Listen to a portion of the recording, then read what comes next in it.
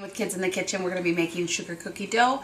We need to refrigerate the dough overnight, or at least for a couple of hours, and then we roll it out the next day. So we're going to be doing that step right now. Butter softened. It's better to use real butter. You of course can use margarine. Some people even use shortening, but I find real butter is the key to a really nice tasting sugar cookie. You notice how soft it is, and then I'm able to cream it together with just the pressure of my hand. Now going to mix in 3/4 cup of sugar. So you've got the creamy and the sweet together.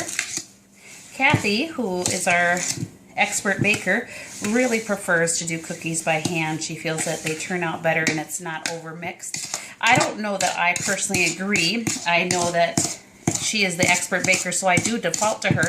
But I am of a next generation beyond her, where we started using the mixer, and that's how I grew up making cookie dough. But because this is her excellent recipe, this is what we're going to do. Your hands are going to get tired. You can work together on this one. We're going to put in our egg next step, and we always do our egg in a separate bowl. Why? So we don't get any shells into our butter, because butter is expensive, sometimes $4.99 a pound. So you could have $2.50 right there in butter. Notice my helper hand is hanging on, stirring in and blending. If I wasn't hanging on with my helper hand, because I'm having to apply quite a bit of force, my bowl would go flying. Your partner can hang on to it while they're stirring it up as well. Okay. Next ingredient, we're going to put 2 tablespoons of heavy whipping cream. You could use half and half milk, any level that you want. We find that the rich cream, heavy whipping cream, makes it tastier and more delicious. So that's our 2 tablespoons. Again, stirring after each wet ingredient is added. Got a nice firm hold. I'm standing to give myself leverage, and you as a younger person is going to need that for sure, and maybe take turns. Your arm will get a little tired. Then we're going to add 1.5 teaspoons of vanilla. Vanilla is going to give it that yummy, yummy flavor. You should pour this over the top of another measuring ingredient. We'll probably have this measured out for you in a little souffle cup, but at home, always better to pour something like this over something else, because what happens if you oops and spill? Would really be sad to have to throw out your ingredients or continue on and have a yucky tasting cookie. That would make you kind of sad for all this work. Okay. All right, Simon, you want to follow me over? We're next going to do our dry ingredients.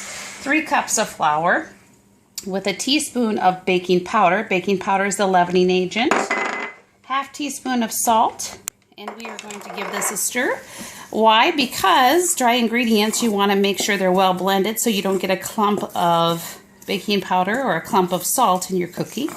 That, of course, would not lead your guests or Christmas party people that you're giving this to or whatever wouldn't be really thinking that was the greatest thing, would they? Now we're going to add a little bit of this flour at a time and incorporate that as we go.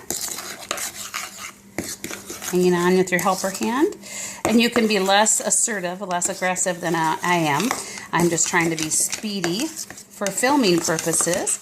This will get tougher as it goes. Kind of like I make Play-Doh at school with the kids when they've done a good job and I'm substituting, and it gets harder as we add, as we go. Okay.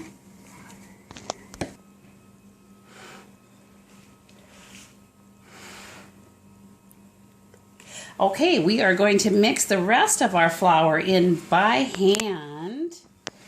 Mrs. I can do this a little bit more carefully. So by hand is going to give us a better leverage. For those of you that are kind of squeamish and certainly don't enjoy texture, you might be kind of creeped out by this. But this is going to get you the most well-blended cookie and get your dough to come together nicely. Again, this is where I might defer and use a a mixer if I was at home, but I really do think Kathy is our expert and does the best job. I mean, these cookies I probably could eat, I don't know, a ton, way too many, just because they are fabulous. And I really don't like a sugar cookie, so the fact that I'll eat a ton of them tells you how good they are. Okay, we are almost well blended here. Perfect. Okay, now what we're going to do, because you notice how soft and wet that is certainly something we couldn't roll out right now. So if you were at home, just go ahead and wrap that up with some saran wrap and place it into your refrigerator. For class purposes, we each are going to have 2 baggies. You will want to have your name written on there, or your initials. I'll put KI for Christine Iturino. Each partner is going to get 2 chunks of the dough. And we did that so that way when you're rolling it out, it's not going to get too soft, because these kitchens are hot, and in the summer you can't have your dough getting too cold again. So kind of eyeball it, put it between the 4 partners, refrigerate at home, wait at least an hour, if not more. We're going to refrigerate it until tomorrow when we can roll them out. All right, thanks.